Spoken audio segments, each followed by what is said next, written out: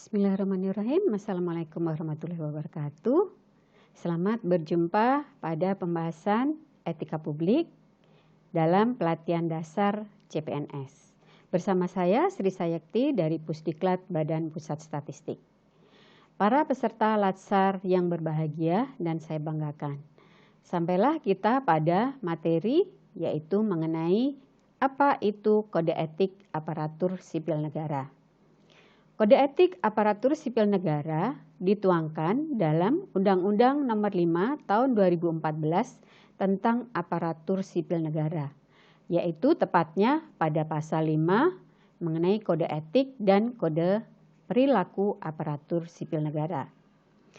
Saya akan mereview kembali mengenai apa itu kode etik.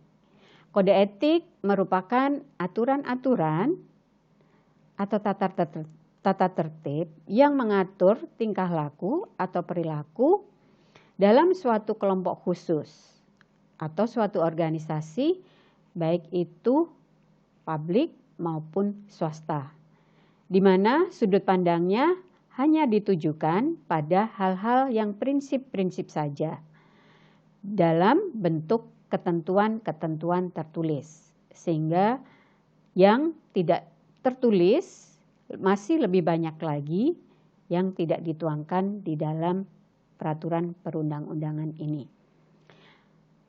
Ada 12 kode etik aparatur sipil negara yang wajib dilaksanakan oleh setiap ASN.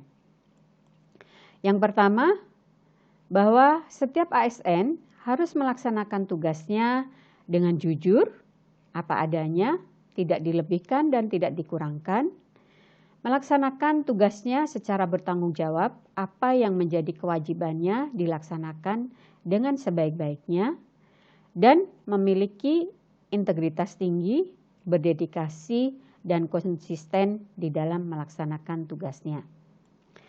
Yang kedua, setiap ASN harus bisa melaksanakan tugasnya dengan cermat dan disiplin, apalagi apabila dia ditempatkan pada suatu unit kerja yang memerlukan tingkat ketelitian dan akurasi yang tinggi, maka kode etik yang kedua ini sangat-sangat penting untuk dilaksanakan. Melaksanakan tugasnya sesuai dengan standar operating prosedur secara disiplin, teliti, dan cermat. Yang ketiga, setiap aparatur sipil negara di dalam memberikan pelayanan kepada publik dengan dilaksanakan dengan menjunjung tinggi sikap hormat, sopan dan santun, ramah dan tanpa tekanan, atau ikhlas di dalam menjalankannya. Dengan ramah dimulai dengan kalimat silahkan misalnya atau permisi, kemudian setelah selesai mengucapkan terima kasih atau berani meminta maaf apabila melakukan suatu kesalahan. Yang keempat, setiap ASN harus melaksanakan tugasnya sesuai dengan peraturan perundang-undangan yang berlaku, mulai dari peraturan yang tertinggi sebagai warga negara diatur dalam Undang-Undang Dasar 1945 sampai kepada peraturan di dalam unit kerjanya masing-masing yang ditetapkan oleh kepala unit kerjanya masing-masing.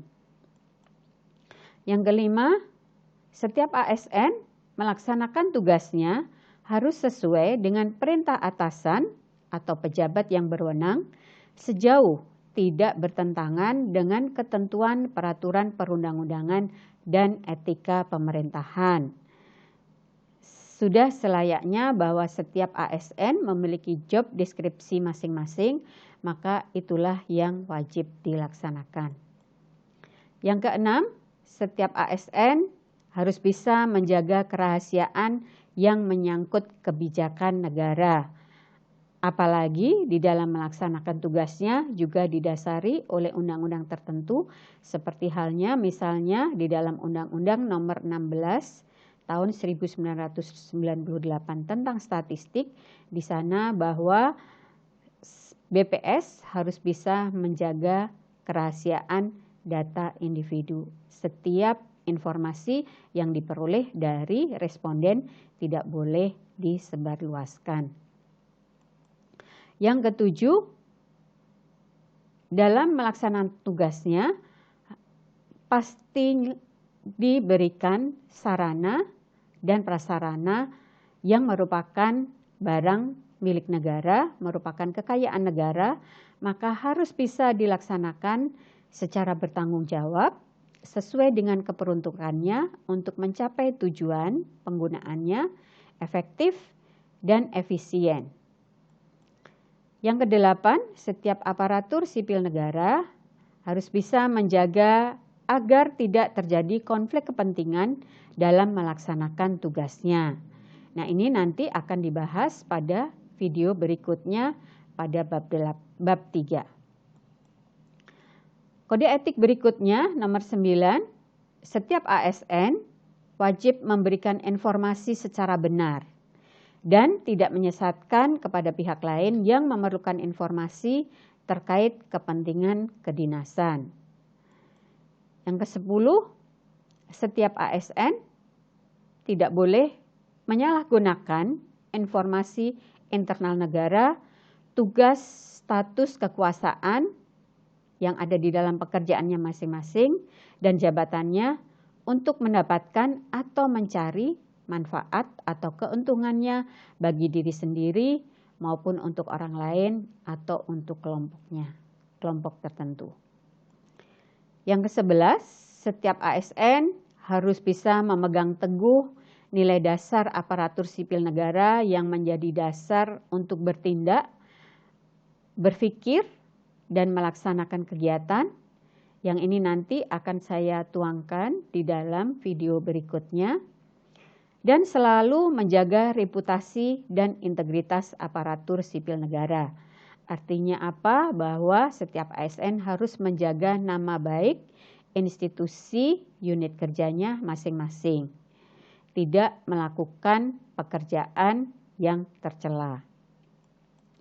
Yang terakhir, setiap ASN harus bisa melaksanakan ketentuan peraturan perundang-undangan mengenai disiplin pegawai aparatur sipil negara seperti yang tertuang di dalam PP nomor 53 tahun 2010 yang ini nantinya secara detail akan dibahas pada materi manajemen aparatur sipil negara mengenai hak dan kewajiban serta larangan-larangannya. Demikian peserta Latsar yang berbahagia, 12 butir kode etik aparatur sipil negara yang harus bisa kita laksanakan selama kita menjadi aparatur sipil negara. Demikian yang bisa saya sampaikan. Berjumpa kembali nanti pada video berikutnya. Terima kasih atas perhatiannya. Semoga ini bermanfaat. Wabillahi taufik wal hidayah. Wassalamualaikum warahmatullahi wabarakatuh.